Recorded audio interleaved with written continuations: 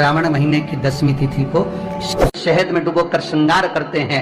शंकर कहते हैं इसने मेरा श्रावण महीने में श्रृंगार करा है, तो क्यों ना मैं भी इसका धन का श्रृंगार कर इसको कर से मुक्त कर दूं, तब कर जा चुका। ये केवल श्रावण के महीने में किया जाता है, इसके सिवा कहीं कोई महीने में नहीं कर सकते। शमी के पत्ते को चाहे 21 हो, 11 हो, 51 हो, श्रावण महीने की 10वीं तिथि को उसको शहद में डुबोकर शंकर भगवान के शिवलिंग पर उसको श्रृंगार करो। केवल चढ़ाना नहीं है, जब शहद में डूब जाएगा तो वो चिपक जाएगा। शिव का श्रृंगार करो। क्या होगा इससे? तो लिंग पुराण कहती है, नर्मदा पुराण कहती है, शंकर का जब हम शमी के पत्ते को शहद में डुबोकर श्रृंगार करते हैं, शंकर कहते हैं इसने मेरा श्रावण महीने में श्रृंगार करा है, तो क्यों ना मैं भी इसका धन का श्रृंगार कर इसको कर से मुक्त कर दूं, तब कर जा चुका। ये केवल श्रावण के महीने में किया जाता है, इसके सिवा कहीं कोई। और नहीं तो बाद में कहोगे कि हमको हर महीने, तो उस महीने में कर, केवल श्रावण की 10वीं, चाहे उजाले की कर लो चाहे अंधेरी की कर लो, एक ही बार करना। तो 10वीं जब तिथि आए, 9 दिन पूरे होने के बाद जब 10वीं तिथि आए, 10वीं, शमी के पत्ते 5 दुर्वा, 5 बेलपत्र, भगवान शंकर के मंदिर में 1 शमी का पत्ता, 1 दुर्वा, 1 बेलपत्र, भगवान शंकर से अपनी कामना करके अपना गोत्र बोलकर शंकर भगवान के शिवलिंग पर समर्पित कर। फिर दूसरा पत्ता, दूसरा शमी पत्ता, दूसरी दुर्वा, फिर शिव जी पे समर्पित कर। 5 पत्ते शमी के, 5 दुर्वा, 5 बेलपत्र समर्पित कर कर 1 लोटा जल 3 बार शंकर जी को उसी जल से 3 बार समर्पित करें। अपनी कामना कर कर चढ़े हुए जल का भाग थोड़ा सा लेकर आए, घर के दरवाजे पर, व्यापार के स्थान पर उसका सिंचन करें और हृदय से बाबा से प्रार्थना करें, बाबा तेरे भरोसे ही बहुत चिंता है, बहुत टेंशन है, कर्जा बहुत है, दुख बहुत है, व्यापार चल नहीं रहा, तुझे समान।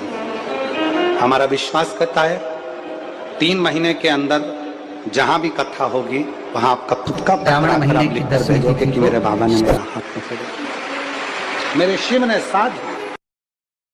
शमी के वृक्ष के नीचे, बेलपत्री के वृक्ष के नीचे अगर भूल से भी बच्चा, बूढ़ा, कोई व्यक्ति एक पार्थिव शिवलिंग का निर्माण कर लेता है, भूलवश भी उस पे जल समर्पित कर देता है, भूलवश भी उसके भाव से पुष्प या शमी पत्र या बेलपत्र भी चढ़ा देता है, तो वो इस संसार में कहीं ना कहीं सुख भोगता ही है, उसके जीवन में दुख नहीं। शमी पत्र की मूर्ता, शमी पत्र की मूर्ता, शमी का पत्र समर्पित की गई शमी का 1 पत्ता, महादेव को अगर 1 शमी का पत्ता समर्पित कर दिया जाता है तो जिंदगी में कभी वैभव और धन की कमी नहीं आती।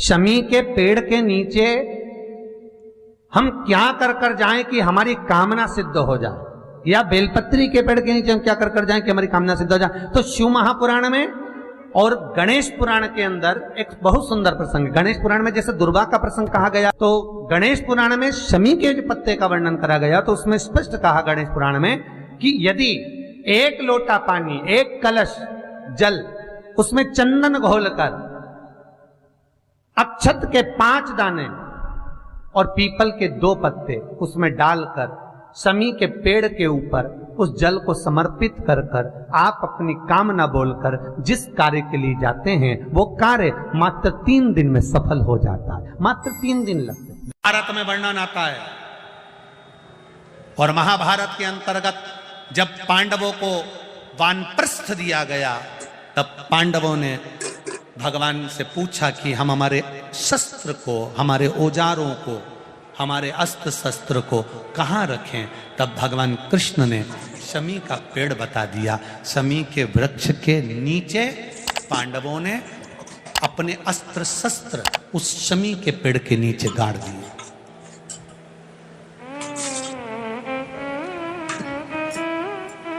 शमी के वृक्ष के नीचे अस्त्र शस्त्र को गाड़ा गया। जब वानप्रस्थ पूरा हो गया, पांडव वापिस आए। शमी के पेड़ के नीचे खोदा गया और खोदने के बाद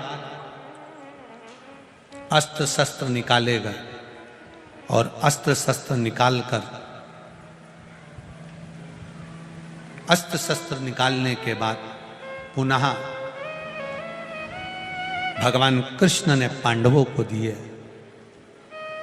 पांडवों ने उन अस्त्र शस्त्र की पूजन शमी के वृक्ष के नीचे करी तो भगवान कृष्ण ने कह दिया, आज आपने पूजन करी है, दशमी का जो दिन होगा लोग अपने घरों में शस्त्र की पूजन करेंगे, शमी के पत्ती का स्मरण करेंगे, उसके घर में कभी संपदा की कमी नहीं होगी और वीरता का आनंद होगा।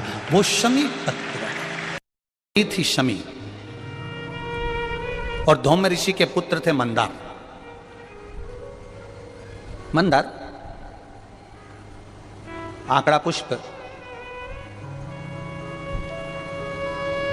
शमी औरव ऋषि की बेटी। जब बड़ी होती चली गई तो वो औरव ऋषि की बेटी शमी ने जीवन में कुछ किया ना किया, पर एक काम औरव ऋषि की बेटी शमी करती रही कि भरण पोषण में अग्रणी रही।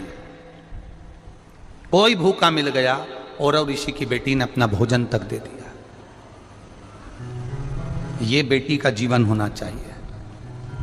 कई महाराज औरव ऋषि की बेटी शमी उसमें की थी, अगर उसकी थाली में कुछ भी नहीं बचा चलेगा, पर सामने वाला भूखा नहीं रहना चाहिए, उसको जरूर खिला देना।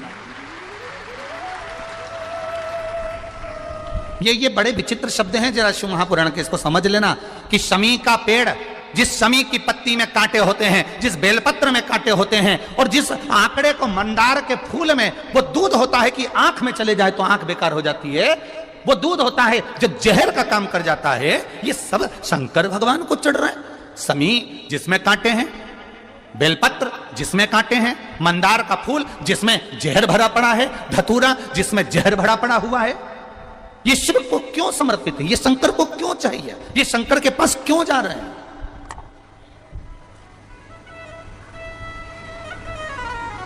क्यों? उसका एक कारण है, सत्य बोलने वाला हमेशा बुरा होता है, हमेशा बुरा होता है। और वो सत्य बोलने वाला व्यक्ति, शमी कांटों में रमी हुई है, लदी हुई है, पर भाव शुद्ध है, उसका भाव गड़बड़ नहीं हुआ उसका।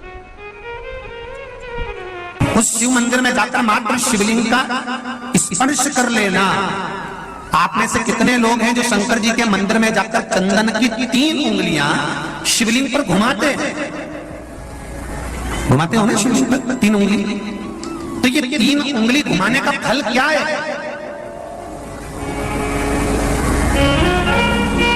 क्या फल है? इस शिवलिंग पर ये 3 उंगली घुमाई जाए तो इसका फल क्या है? तो आपको लगेगा भगवान शंकर को त्रिपुंड लगाना है।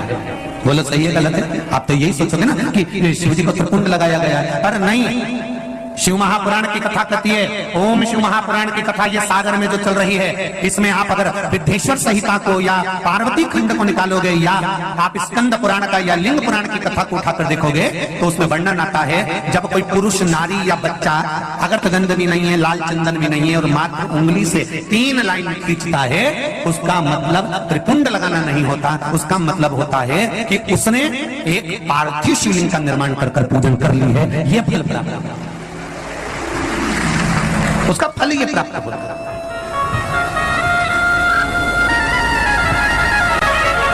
अब आप तो अभी तक सोचते थे कि हमने तो चंदन लगा दिया, हम तो भगवान को चंदन की लाइन खींची, हम भगवान को त्रिपुंड बनाकर आए। त्रिपुंड नहीं, भगवान भगवान शंकर को आपने त्रिपुंड लगाया वो अपनी जगह पर भगवान शंकर को जो आपने 3 लाइन खींची है, हाथ का जो स्पर्श कर कर घुमाया है, इससे पार्थिव शिवलिंग के निर्माण का फल प्राप्त हो जाता है।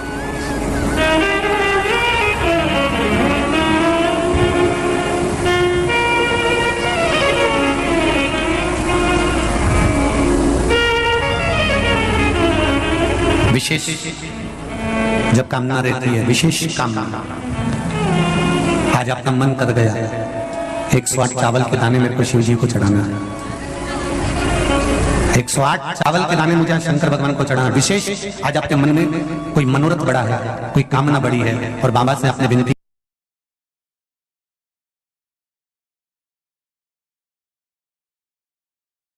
जब जिंदगी बहुत संघर्ष में चल रही हो, बहुत दुख का जीवन चल रहा हो, बहुत कष्ट का जीवन चल रहा हो, बहुत कष्टमय जीवन चल रहा हो, तब शमी के 5 पत्ते, शमी के 5 पत्ते एक दुर्वा के साथ, एक अक्षत चावल का एक दाना, वो भी हल्दी में भिंगोया हुआ हो या केसर में भिंगोया हुआ हो,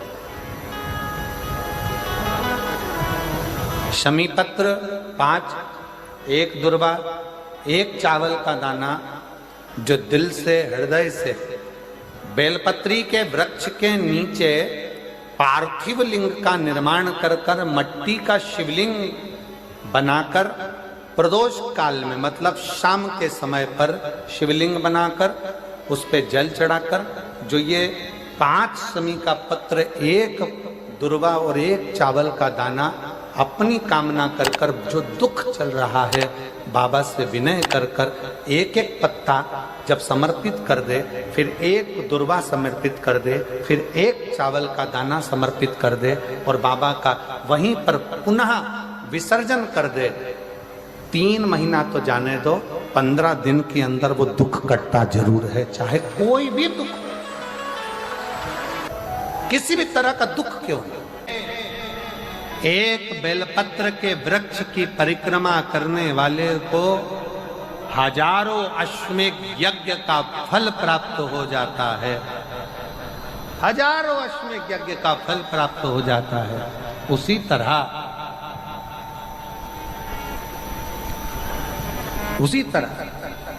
एक पार्थिव लिंग का निर्माण करने वाले को, मिट्टी का शिवलिंग का निर्माण कर कर पूजन करने वालों को 12 ज्योतिर्लिंग के शिवलिंग के दर्शन का पुण्य फल प्राप्त।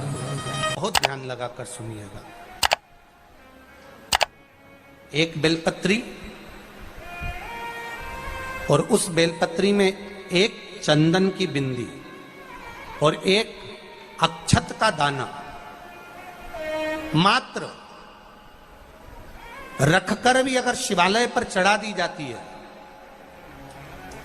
एक बेलपत्री, एक चंदन का बिंदी, और चंदन फिर निवेदन करेंगे आज के जमाने में तुम लोग सब घिसा घिसाया, पड़ा पड़ाया, डब्बी का सामान ले लेकर, वो नहीं, चंदन की मुठिया रखो, थोड़ा सा भी घिसो, जरा सा भी घिसो, उसकी एक बिंदी और एक चावल का दाना जब हम भगवान देवादिदेव महादेव को समर्पित करते हैं, अपनी कामना कर कर समर्पित करते हैं, तो निश्चितता है, महापुराण की कथा कहती है शंकर भगवान उसका फल शीघ्र प्रदान कर देते हैं। भले आपने कुछ करा ना करा, उसका फल तुम्हें मिल जाता है। में जाना, लोटा भरकर जल समर्पित करना, और कभी तुम्हारे जीवन में अगर तुमको लग रहा है कि मैं दुखों से पीछा छूट ही नहीं रहा, तब उस जगह पर बेलपत्री के मध्य भाग में पीला चंदन, ये जो पत्ती है और ये 2 पत्ती हैं, ये बड़ी पत्ती और ये बीच की जो 2 पत्ती हैं, इसके बीच में जो डंडी का भाग रहता है,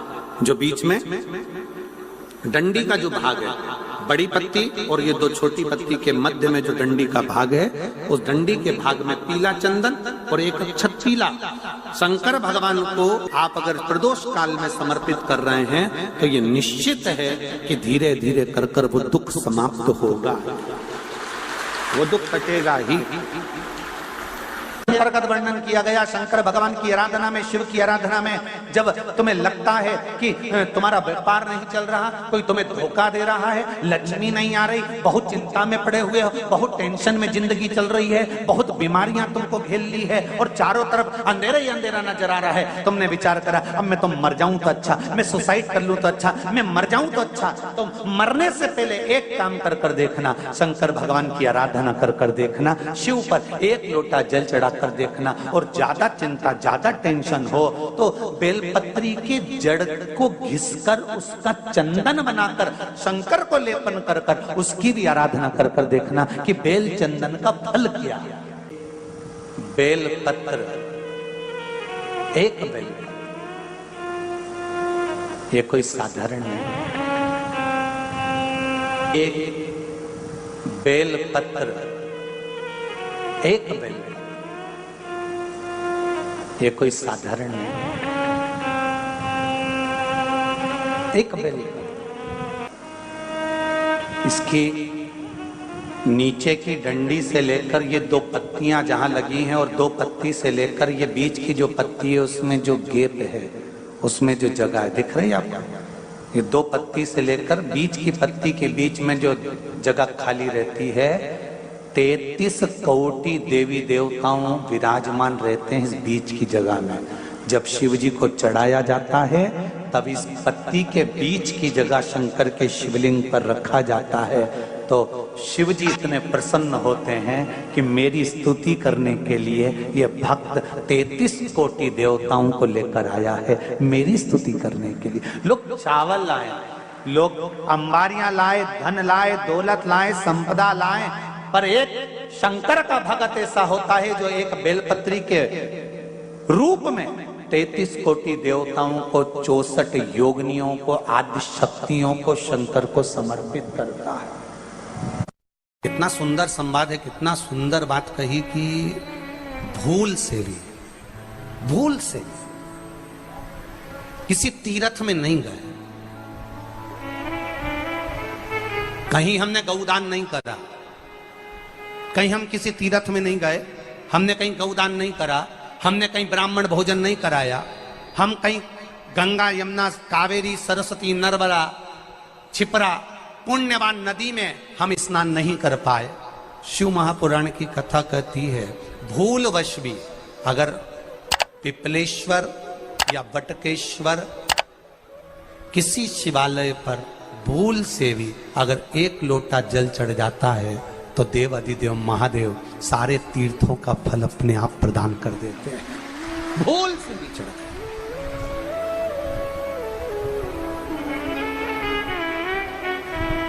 एकांतेश्वर महादेव किसी तीर्थ में नहीं गए,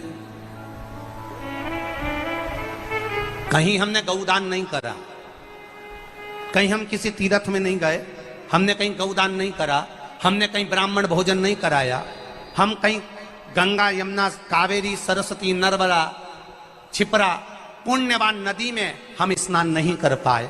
शिव महापुराण की कथा कहती है भूलवश भी अगर पिपलेश्वर या बटकेश्वर किसी शिवालय पर भूल से भी अगर एक लोटा जल चढ़ जाता है तो देव अधिदेव महादेव सारे तीर्थों का फल अपने आप प्रदान कर देते हैं। भूल से भी चढ़ गए।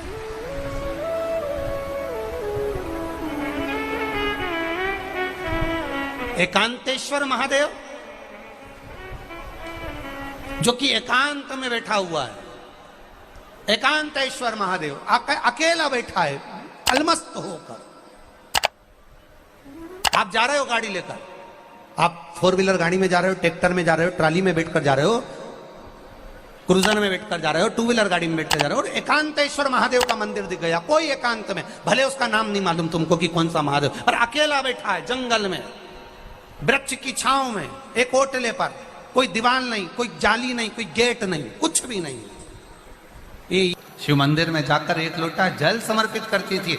और शास्त्र कहता है कि शंकर के मंदिर में अगर एक लोटा जल कोई एक परिवार का व्यक्ति भी समर्पित कर रहा है तो समझ लेना कि वो अपनी 71 पीढ़ी को पार लगा रहा है। वो अकेला नहीं, 71 पीढ़ी को पार लगा रहा है। शिव महापुराण की कथा कहती है, जब बच्चा गर्भ में आता है, माता के गर्भ में जब संतान आती है और माता के गर्भ में जब संतान रहती है, उस 9 महीने में स्त्री नारी अगर कहीं शंकर के मंदिर के सामने से निकल जाए, या शिवालय का जल स्त्री को मिला हो, या शंकर भगवान का कोई प्रसाद, या शंकर भगवान का कोई नाम जाप, या शंकर भगवान का कोई मंत्र जाप उस स्त्री के कानों में पहुंच जाए, तो जो गर्भ में बच्चा होता है वो बच्चा शंकर की कथा तक या शिवालय तक उसको बिना बोले ही वो अपने आप चला ही जाता है, पहुंच ही जाता है। उस गर्भ में रहने वाले बच्चे को भगवान शंकर के मंदिर के सामने से भी कोई गर्भवती स्त्री निकल कर चली जाती है तो उसका भी फल उसको प्राप्त हो जाता है, उसका भी फल उसको प्राप्त हो जाता है। और वो फल साधारण नहीं होता। क्यों? बेलपत्री को जब भी चढ़ाया जाता है तो पीछे की डंडी पकड़कर नहीं चढ़ाया जाता।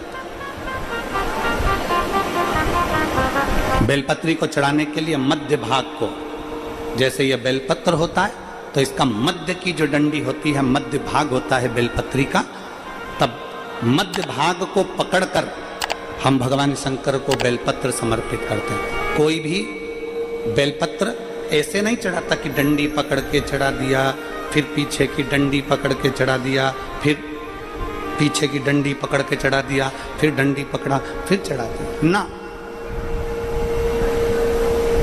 मेरे देवादिदेव महादेव को जब भी बेलपत्र चढ़ाया जाता है तो मध्य भाग,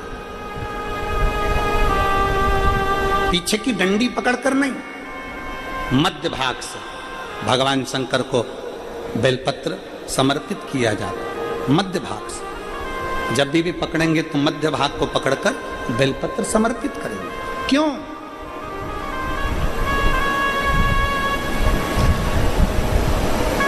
क्योंकि हमने भगवान शिव को मध्य भाग पकड़कर इसलिए समर्पित करा कि ये केवल बेलपत्र का मध्य भाग नहीं है मेरे शंभू, मेरे हृदय के मध्य भाग को मैं आपके चरणों में समर्पित कर रही हूं। मेरा दिल, मेरा हृदय, मेरा चित्त मैं आपको दे रही हूं। मध्य भाग एक विश्वास के साथ दे रही हूं। इतनी सुंदर बात नंदी ने कही है। नंदी ने ये बात जो कही वो वास्तव में बड़ी सुंदर है कि मान लो यदि कोई कार्य तुम्हारा हो नहीं रहा और पूरी दुनिया में तुमने कर कर देख लिया, बहुत प्रयास कर कर देख लिया, तो भी वो कार्य अगर तुम्हारा नहीं होता, तो फिर एक काम करो कि शिव की स्तुति करो, शंकर की स्तुति, शंकर का गुणगान, शंकर की भक्ति, शंकर का स्मरण।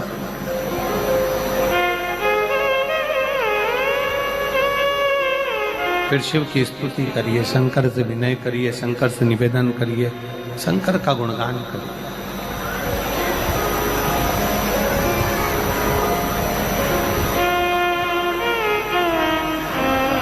पर भगवान की भक्ति होती कब? जितने आस्था चैनल पर कथा सुन रहे हैं, जितने फेसबुक यूट्यूब पर कथा सुन रहे हैं, जितने पंडाल में बैठकर शिव भक्त कथा को रसपान कर रहे हैं, उनसे निवेदन करूंगा कि शंकर की भक्ति होती कब है, शंकर का स्मरण कब होता है, शंकर की भक्ति कब होती है, शंकर की कथा सुनने में मन कब लग सकता है, जब अपने भीतर की अभिमत्ता, अपने भीतर का अहम, अपने भीतर का अहंकार, अपने भीतर की आसक्ति, अपने भीतर का काम, अपने भीतर की तृष्णा जब दूर हो जाए तो समझो कि आप शिव में मन लगा बैठे। कितने सारे लोग बैठे हैं यहाँ पर कथा में, सब पंडालों के अंदर लोग शिव भक्त बैठे हुए हैं। कई लोग ऐसे भी होंगे जिनका आकर बैठ तो गए पर दिल नहीं लगता। 2 जल व्यक्ति के जीवन को बदलते। कितने जल? जम के बोलो जरा। 2 जल। एक देवादिदेव महादेव के लिए भरा गया 1 लोटा जल और दूसरा है स्वयं के लिए भरा गया 1 लोटा जल। यहाँ पर अगर बुजुर्ग मेरी माताएं बैठी होंगी, मेरी जीजियाँ बैठी हैं, मेरे जीजा बैठे हैं, बुजुर्ग जितनी माताएं बैठी हैं, वो पुराने समय का अगर लेख उठाकर देखेंगे तो पुराने समय के लोग भोजन करने बैठते थे ना, तो भोजन करने से पहले अपने पानी के लोटे को भरकर, अपना गिलास भरकर बैठते थे। किसी ने देखा है कि नहीं देखा? जम के बोलो जरा, देखा है आप लोगों ने? पुराने समय के लोग जब भोजन करने बैठते थे, पुराने समय के लोग जब भोजन करने बैठते थे तो अपना पानी का गिलास, अपना पानी का लोटा पहले भरकर आसन लग जाता था। बहू आसन लगा देती थी, बहू खाना बना देती थी, घर की पत्नी खाना बना देती थी, भोजन बना देती थी, घर के लोग भोजन दे देते थे। थाली कोई भी लगा कर ला कर दे, थाली कोई सजा कर ला कर दे, पर घर का जो व्यक्ति खाना खाने बैठता था, भोजन करने बैठता था, वो अपना पानी स्वयं भर कर बैठता था।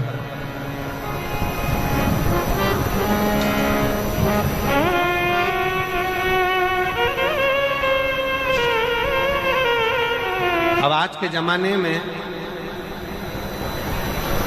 दुनिया के लोग कहते हैं मैं दुकान चला रहा हूं, दुनिया के लोग कहते हैं मैं घर चला रहा हूं, दुनिया के लोग कहते हैं मैं ये कर रहा हूं। तुम अपना खुद का पानी भरकर तो बैठ नहीं रहे और कह रहे हो कि घर चला रहा हूं। स्वयं का एक गिलास पानी व्यक्ति नहीं भर पा रहा। कितना सुंदर कहा है महाराज जी, बहुत सावधानी से सुनिएगा। दो जगह का जल व्यक्ति के जीवन को बदल देता है। एक शिव के लिए भरा गया जल और दूसरा स्वयं के लिए भरा गया जल। स्वयं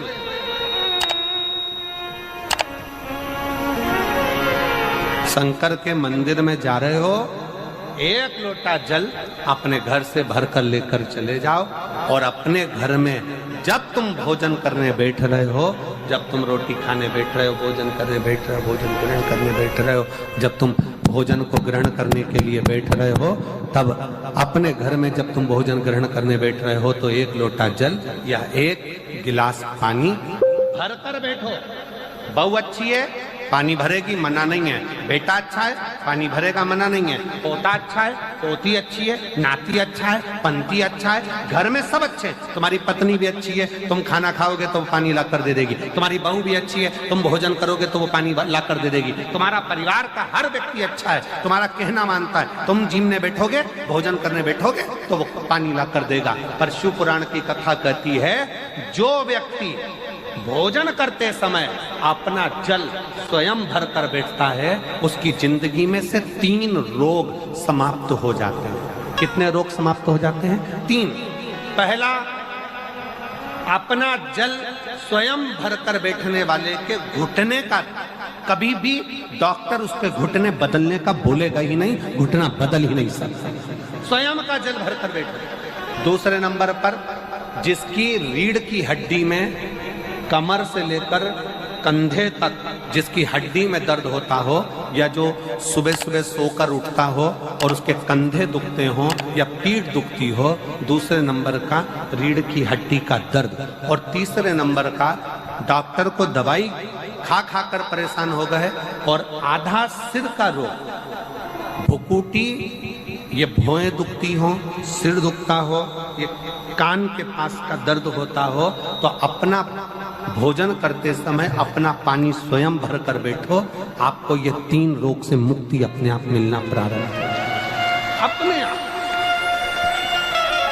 अब किसी ने कहा, गुरुजी पत्नी पानी ला कर देती है, पति पानी ला कर देता है, बेटा पानी ला कर देता है, बहू पानी ला कर देती है, पोता पोती पानी ला कर देते हैं, नाती पंती पानी ला कर देते हैं, नौकर लगे घर में वो पानी ला कर देते हैं, सेवादार लगे घर में वो पानी ला कर देते हैं, तो हमको पानी लाना क्यों जरूरी है? तो अग्नि पुराण में वर्णन आता है कि जो घर में पानी जिस मटके में भरते हो, जिस हंडे में भरते हो, जिस बाल्टी में भरते हो, जिस टंकी में पानी भरते हो, पीने का पानी जिस हंडे में, मटके में, बल्टोई में, जिस गगरे में तुम भरते हो, वो स्थान पितरों का स्थान रहता है। जब हम पानी भरकर भोजन करने बैठते हैं तो हमारे पितर